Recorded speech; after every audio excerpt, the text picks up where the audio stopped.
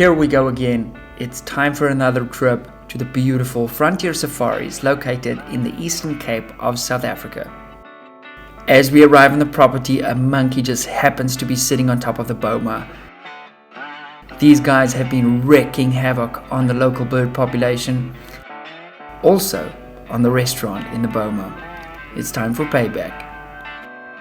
A lot of people don't realize the monkeys decimate local bird populations by eating the eggs from the nests. Due to no leopards to manage the monkeys, it's up to the hunters to keep the monkey numbers in check. Our mornings start with coffee in the field before we get on the glass to look for potential targets. If you want to help save the bird population and you enjoy videos like this, make sure you get subscribed. It's not long into our morning and I spotted my first target, a baboon sitting solo in a tree. Tinka and Kuli follow me as we get in position.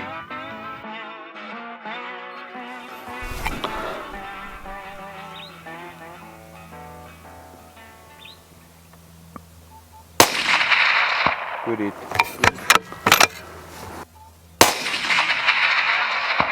Good it. As we move into the territory of the Vervet monkey, our expert guide Fred Birchall gives us the brief on the buffalo. Just don't panic. The best is to stay calm and don't, like Peter said, if he needs to shoot, don't run. Because then if the buffalo is charging us, we need to make sure that if he shoots, that you don't run in front of the barrel.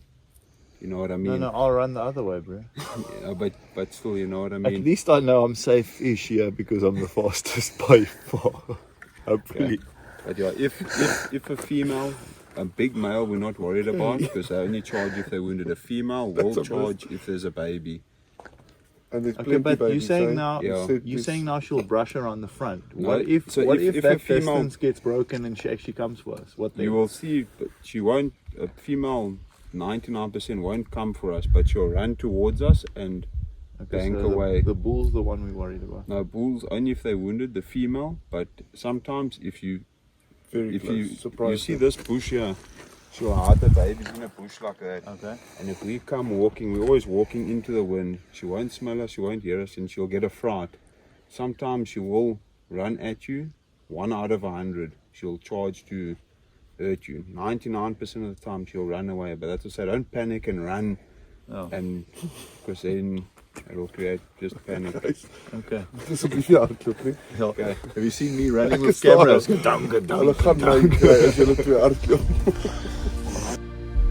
We had some amazing encounters as we make our way through this magnificent landscape towards the monkeys.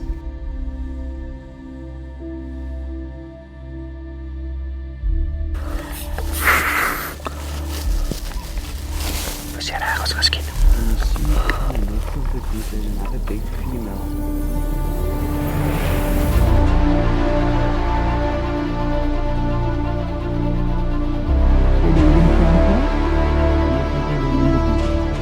Kom op, take that one in the bush.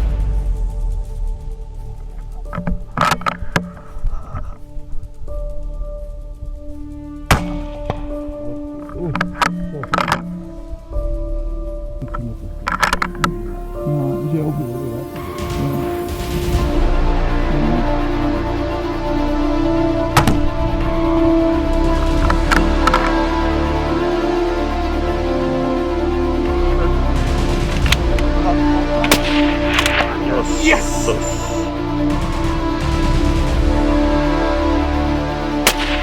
Over. Way forward. Am I up?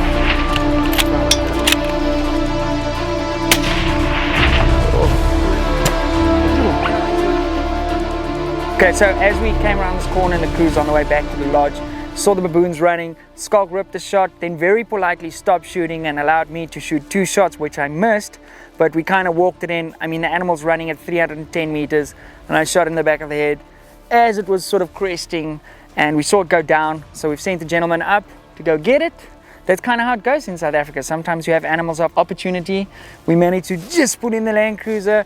I put my little rifle down. Earlier, you'll notice, my rifle fell. It broke the grip off. So I was kind of free floating my hand, just running the bolt and trying to get a baboon down, because, I mean, shooting baboons is a hell of a fun time. And yeah, it's my first one in a few years, so I'm stoked.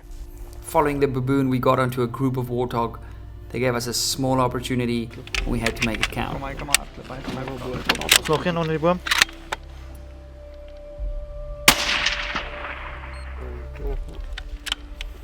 Fred, kan ik mijn fluitvaart schieten? Too late now. That evening, while sitting on a ridgeline, we noticed a small group of baboon off in the distance. This was a pretty far shot, and unfortunately our data didn't quite line up, and both Skulk and I shot high just over this baboon. 3, 2, 1.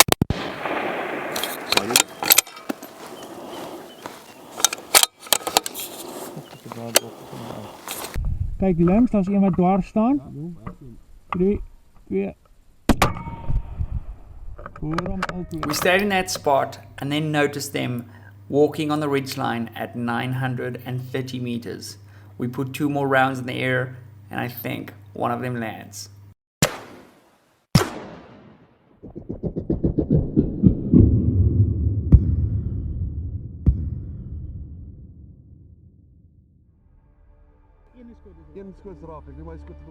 It's an absolute privilege hunting a property like Frontier Safaris.